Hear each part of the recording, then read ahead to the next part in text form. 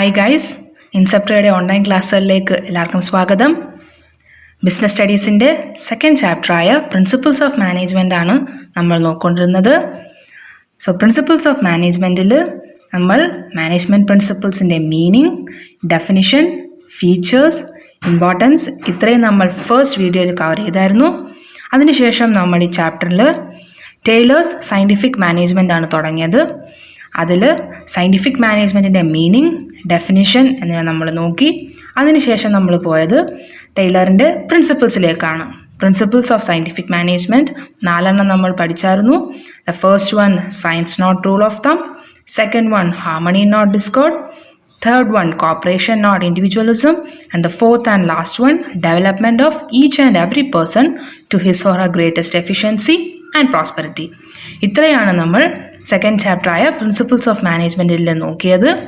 And ഇന്ന് നമ്മൾ നോക്കാൻ പോകുന്നത് ടൈലറിൻ്റെ തന്നെ ടെക്നീക്സ് ഓഫ് സയൻറ്റിഫിക് മാനേജ്മെൻ്റ് ആണ്.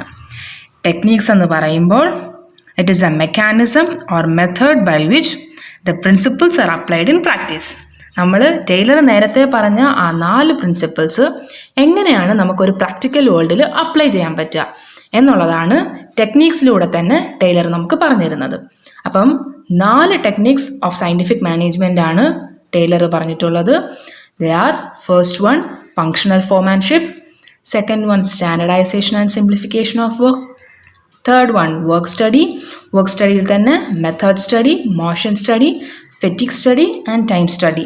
4 ടെക്നിക്സ് ഓഫ് വർക്ക് സ്റ്റഡി തന്നെ ഉണ്ട്. And the last technique is differential piece wage system. ഇന്നത്തെ ക്ലാസ്സിൽ നമ്മൾ ഈ 4 ടെക്നിക്സ് ഓഫ് സയൻറ്റിഫിക് മാനേജ്മെൻ്റ് ആണ് നോക്കാൻ പോകുന്നത്. സോ നമുക്ക് തുടങ്ങാം. The first one functional foremanship. Foreman എന്ന് പറഞ്ഞാൽ ആരാണ്? സൂപ്പർവൈസർ. അപ്പോൾ ഷോപ്പ് ഫ്ലോർ ലെവൽ അല്ലെങ്കിൽ ലോവസ്റ്റ് ലെവൽ ഓഫ് എ കമ്പനിയിലെ സൂപ്പർവൈസേഴ്സിന് അവരുടെ സ്പെഷ്യലൈസേഷൻ അനുസരിച്ച് ടൈലർ 2ആയിട്ട് തിരിച്ചു. And they are planning and execution function. അപ്പം പ്ലാനിങ് ഫംഗ്ഷനിലേക്ക് കുറച്ച് സ്പെഷ്യലിസ്റ്റിനെ കൊടുത്തു. എന്നിട്ട് എക്സിക്യൂഷൻ അല്ലെങ്കിൽ പ്രൊഡക്ഷൻ ഡിപ്പാർട്ട്മെൻറ്റിലേക്ക് കുറച്ച് സ്പെഷ്യലിസ്റ്റിനെ കൊടുത്തു. അങ്ങനെ ഈ സ്പെഷ്യലിസ്റ്റിന് കീഴിൽ വർക്കേഴ്സ് വർക്ക് ചെയ്യേണ്ടി വരും. അപ്പം എന്താണ് functional foremanship?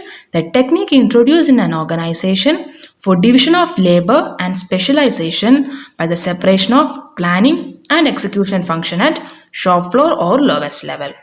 The work of manager is divided into 2 departments, planning department and production department. അപ്പോൾ നമുക്ക് നോക്കാം ഓരോ ഡിപ്പാർട്ട്മെൻറ്റിലും വരുന്ന ആരൊക്കെയാണ്. ഓക്കെ, പ്ലാനിങ് ഡിപ്പാർട്ട്മെൻറ്റിൻ്റെ കീഴിൽ 4 സ്പെഷ്യലിസ്റ്റ് ഉണ്ട്. പ്രൊഡക്ഷൻ ഡിപ്പാർട്ട്മെൻറ്റിൻ്റെ കീഴിലും 4 സ്പെഷ്യലിസ്റ്റ് ഉണ്ട്. അതാരൊക്കെയാണെന്ന് നോക്കാം. പ്ലാനിങ് ഡിപ്പാർട്ട്മെൻറ്റിൽ route clerk, time and cost clerk, instruction card clerk and disciplinarian. Production ഡിപ്പാർട്ട്മെൻറ്റിൽ gang boss, speed boss, repair boss and inspector. അപ്പം ഈ 8 സ്പെഷ്യലിസ്റ്റിന് കീഴിലാണ് അവിടുത്തെ മുഴുവൻ വർക്കേഴ്സും വർക്ക് ചെയ്യാൻ പോകുന്നത്. സോ നമുക്ക് ഓരോ സ്പെഷ്യലിസ്റ്റ് ആരൊക്കെയാണെന്നും അവരുടെ ഡ്യൂട്ടീസ് എന്തൊക്കെയാണെന്നും നോക്കാം. Okay, first one specialist of planning department. Planning ഡിപ്പാർട്ട്മെൻറ്റിലെ 4 സ്പെഷ്യലിസ്റ്റും അവരുടെ ഡ്യൂട്ടീസും. പ്ലാനിങ് ഡിപ്പാർട്ട്മെൻറ്റിലെ ഫസ്റ്റ് സ്പെഷ്യലിസ്റ്റ് റൂട്ട് ക്ലർക്ക്. പേര് പറയുന്ന കണക്ക് തന്നെ റൂട്ട്. അയാൾ റൂട്ടാണ് തീരുമാനിക്കുന്നത്. ഏതിൻ്റെ? ഓരോ ടാസ്കിൻ്റെയും അല്ലെങ്കിൽ ആ ഓർഗനൈസേഷനിൽ ഓരോ വർക്കിൻ്റെയും സീക്വൻഷ്യൽ ഓർഡർ ഓഫ് പെർഫോമൻസ് ആണ് റൂട്ട് ക്ലർക്ക് തീരുമാനിക്കുന്നത്.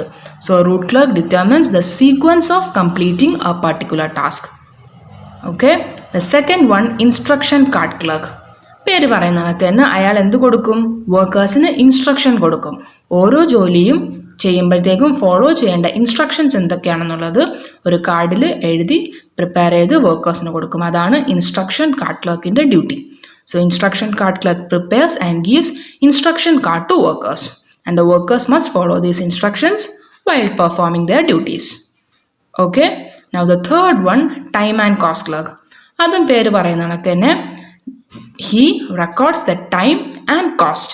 But he records the time taken for completion of a job and the cost of work done. ഒരു വർക്ക് ചെയ്യാൻ എടുക്കുന്ന ടൈമും ആ വർക്കറിന് ആ വർക്ക് ചെയ്യാൻ ഉണ്ടാവുന്ന കോസ്റ്റും, ഇത് രണ്ടും റെക്കോർഡ് ചെയ്തതാണ് ടൈം ആൻഡ് കോസ്റ്റ് ക്ലർക്കിൻ്റെ duty. Okay, and the fourth and last specialist of planning department disciplinarian. He ensures that each job is performed in a disciplined manner. വർക്കേഴ്സ് ചെയ്യുന്ന ജോലിയിൽ ഡിസിപ്ലിൻഡ് ആണോ എന്നുള്ളത് എൻഷുർ ചെയ്യേണ്ടത് ആരാണ്? ഡിസിപ്ലിനേറിയൻ. സോ ഇതാണ് planning department 4 specialist: route clerk, instruction card clerk, time and cost clerk, disciplinarian. ഇനി നമുക്ക് ഏത് ഡിപ്പാർട്ട്മെൻ്റ് ആണുള്ളത്? Production department. The specialist of production department. First one, gang boss. നമ്മുടെ സാധാരണ ഗ്യാങ് അല്ല ഇവിടെ ഉദ്ദേശിക്കുന്നത്. ഇവിടുത്തെ ഗ്യാങ് ബോസിൻ്റെ ഡ്യൂട്ടി എന്താണ്? He arranges machines and tools for work. വർക്കേഴ്സിന് അവരുടെ ജോലിക്ക് ആവശ്യമായിട്ടുള്ള മെഷീൻസും ടൂൾസും അറേഞ്ച് ചെയ്ത് കൊടുക്കുക. അതാണ് ഗ്യാങ് ബോസിൻ്റെ duty. Okay. The second specialist, speed boss. Speed boss എന്താണ് ചെയ്യുന്നത്? പേര് പറയുന്ന കണക്ക് തന്നെ വർക്കേഴ്സിന് അവരുടെ ജോലി ചെയ്യേണ്ട സ്പീഡ് എത്രയാണെന്നുള്ളത് കാൽക്കുലേറ്റ് ചെയ്ത് അവർക്കത് കറക്റ്റായിട്ട് ചെയ്യുന്നുണ്ടോ എന്ന് നോക്കുന്നതാണ് സ്പീഡ് ബോസിൻ്റെ ജോലി. He ensures workers performance at the required speed. Okay. And the third specialist, repair boss. പേര് പറയുന്ന കണക്കിന് റിപ്പയർ ചെയ്യുക. എന്ത്? വർക്കേഴ്സിന് പ്രൊവൈഡ് ചെയ്തേക്കുന്ന മെഷീൻസിൻ്റെയും ടൂൾസിൻ്റെയും റിപ്പയർ അല്ലെങ്കിൽ മെയിൻ്റനൻസ് നോക്കുന്നതാണ് റിപ്പയർ ബോസിൻ്റെ duty. So repair boss takes care of maintenance of machines. Okay. And the last specialist, inspector. Inspector എന്താണ് ചെയ്യുന്നത്? He keeps check on quality control of output. ഓരോ വർക്കേഴ്സും പ്രൊഡ്യൂസ് ചെയ്യുന്ന ഔട്ട്പുട്ട് നമ്മൾ സെറ്റ് ചെയ്തേക്കുന്ന സ്റ്റാൻഡേർഡിനനുസരിച്ചാണുള്ളതാണോ എന്ന് ചെക്ക് ചെയ്യുന്നത് ആരുടെ ഡ്യൂട്ടിയാണ്? ഇൻസ്പെക്ടറുടെ duty. So the 4 specialist of production department ആരൊക്കെയാണ്? Gang boss, speed boss, repair boss and inspector. So ഈ 8 സ്പെഷ്യലിസ്റ്റ് ആണ് നമുക്ക് ഫങ്ഷണൽ ഫോർമാൻഷിപ്പ് എന്നുള്ള ഫസ്റ്റ് ടെക്നിക്ക് ഓഫ് സയൻറ്റിഫിക് മാനേജ്മെൻറ്റിൽ ഉള്ളത്. ഓക്കെ. ഇനി നമുക്ക് സെക്കൻഡ് ടെക്നിക്കിലേക്ക് പോകാം. എന്താണ് second technique of scientific management? Standardisation and simplification of work. ആദ്യം സ്റ്റാൻഡർഡൈസേഷൻ നോക്കാം. സ്റ്റാൻഡർഡൈസേഷൻ എന്ന് പറഞ്ഞാൽ എന്താണ്? ആ വാക്ക് പറയുന്ന കണക്ക് തന്നെയാണ്. ആ വാക്കിൽ എന്താണ്? Standardisation means setting standards. Standardization refers to the process of setting standards for every business activity. It includes standard in quality, type, size and also performance of men and machines. അപ്പോൾ സ്റ്റാൻഡേർഡ് എന്ന് പറയുമ്പോഴത്തേക്കും നമ്മൾ produce ചെയ്യുന്ന പ്രോഡക്ട്സിൻ്റെ standard ആവാം. അതിൻ്റെ ക്വാളിറ്റിയിൽ, അതിൻ്റെ സൈസിൽ, അതിൻ്റെ ഷേപ്പിൽ, അതിൻ്റെ ടൈപ്പിൽ, ഏതിൽ വേണമെങ്കിലും നമുക്ക് സ്റ്റാൻഡേർഡ് സെറ്റ് ചെയ്യാം. ആൻഡ് ഓൾസോ പ്രോഡക്റ്റിൽ മാത്രം മതിയോ? പോരാ. പകരം നമ്മുടെ വർക്കേഴ്സിൻ്റെ അല്ലെങ്കിൽ മെന്നിൻ്റെ പെർഫോമൻസിലും ഒരു സ്റ്റാൻഡേർഡ് ഉണ്ടായിരിക്കണം. ആ സ്റ്റാൻഡേർഡും അവർ കീപ്പ് ചെയ്യുന്നുണ്ടുള്ളത് ചെക്ക് ചെയ്യണം. ആൻഡ് ഓൾസോ മെഷീൻസിനും ഒരു സ്റ്റാൻഡേർഡ് ഔട്ട്പുട്ട് ക്വാളിറ്റി ഉണ്ടായിരിക്കണം. അതും നമ്മൾ സെറ്റ് ചെയ്യണം. അപ്പം സ്റ്റാൻഡർഡൈസേഷൻ എന്ന് പറയുന്നത് നമ്മുടെ പ്രോഡക്ട്സിന് മാത്രമല്ല but also performance of men and മെഷീൻസിനും നമ്മൾ സെറ്റ് ചെയ്യും. For setting up standards managers must use work study techniques. അപ്പോൾ നമ്മൾ ഈ സ്റ്റാൻഡേർഡ്സ് എങ്ങനെയാണ് സെറ്റ് ചെയ്യുന്നത്? Managers with the help of work study techniques. നമ്മുടെ third technique of scientific management നമ്മൾ ഇനി പഠിക്കാൻ പോകുന്നത് ഈ വർക്ക് സ്റ്റഡി ടെക്നിക്സ് ആണ്. അത് നമുക്ക് അപ്പം നോക്കാം. അപ്പോൾ സ്റ്റാൻഡർഡൈസേഷൻ എന്താണെന്ന് നിങ്ങൾക്ക് മനസ്സിലായല്ലോ. Simply it is A process of setting standards. ഇനി അതിൽ വരുന്ന തന്നെ രണ്ടാമത്തത് അതാണ് സിംപ്ലിഫിക്കേഷൻ. സിംപ്ലിഫിക്കേഷൻ എന്ന് പറഞ്ഞാൽ എന്താണ്? വേറൊന്നുമില്ല, സിമ്പിളായിരിക്കണം. കാര്യങ്ങളെല്ലാം സിമ്പിളായിരിക്കണം. നമുക്കധികം കോംപ്ലിക്കേഷൻസ് നമുക്ക് ബിസിനസ്സിൽ ആവശ്യമില്ല. Simplification means elimination of unnecessary diversity of products. ആവശ്യമില്ലാത്ത പ്രോഡക്ട്സിൻ്റെ തന്നെ എല്ലാം നമ്മൾ എലിമിനേറ്റ് ചെയ്ത് കളയുക. For what? Thus resulting in reduction of cost and full utilisation of resources. നമ്മുടെ കയ്യിലുള്ള മിനിമം റിസോഴ്സസ് നമ്മൾ എഫിഷ്യൻ്റ്ലി യൂസ് ചെയ്യുവാണെങ്കിൽ we can fully utilise our resources. അതോടൊപ്പം തന്നെ നമ്മുടെ കോസ്റ്റ് നമുക്ക് കുറച്ച് കിട്ടും. Resulting in reduction of cost and full utilisation of resources. അപ്പം ഇതാണ് നമ്മുടെ second technique, standardisation and simplification of work.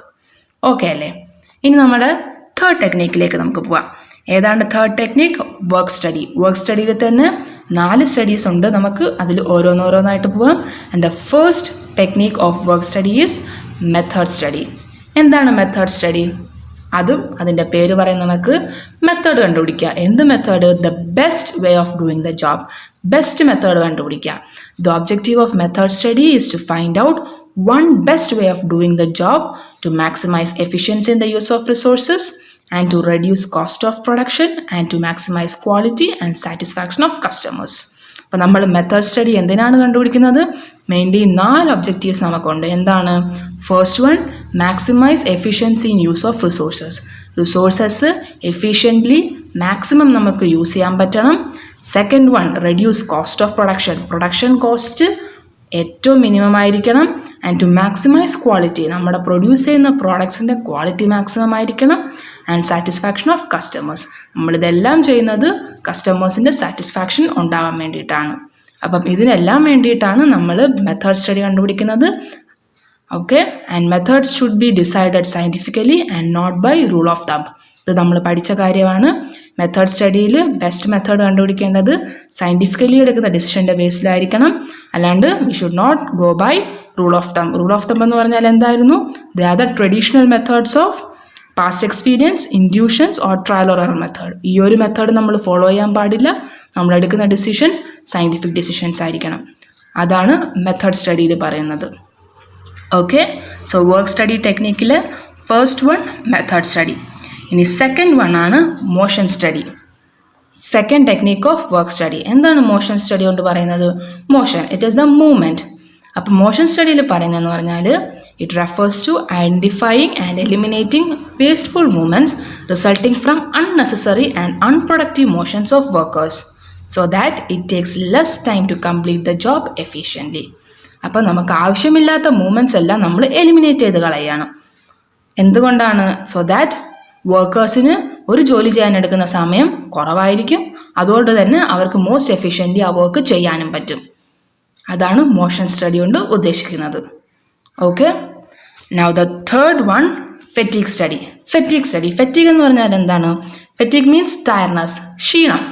നമ്മൾ മനുഷ്യന്മാരാണ്, നമ്മൾ ഒരു ജോലി എത്ര നേരമൊന്നും പറഞ്ഞ് നമ്മൾ ചെയ്യും, നമുക്കും സ്വാഭാവികമായിട്ട് ക്ഷീണം ഉണ്ടാവും. അപ്പോൾ ടൈലർ പറഞ്ഞത് ഇങ്ങനെ ക്ഷീണം ഉണ്ടാവുന്നുള്ള കാര്യം നമ്മൾ നേരത്തെ മുൻകൂട്ടി കണ്ട് വർക്കേഴ്സിന് അവർക്ക് ആവശ്യമായിട്ടുള്ള റെസ്റ്റ് ഇൻ്റർവെൽസ് നമുക്ക് പ്രൊവൈഡ് ചെയ്യാൻ പറ്റണം. കറക്റ്റ് മെത്തേഡിൽ റെസ്റ്റ് ഇൻ്റർവെൽസ് വർക്കേഴ്സിന് കൊടുക്കുന്നതിനെയാണ് ഫെറ്റീഗ് സ്റ്റഡി എന്ന് പറയുന്നത്.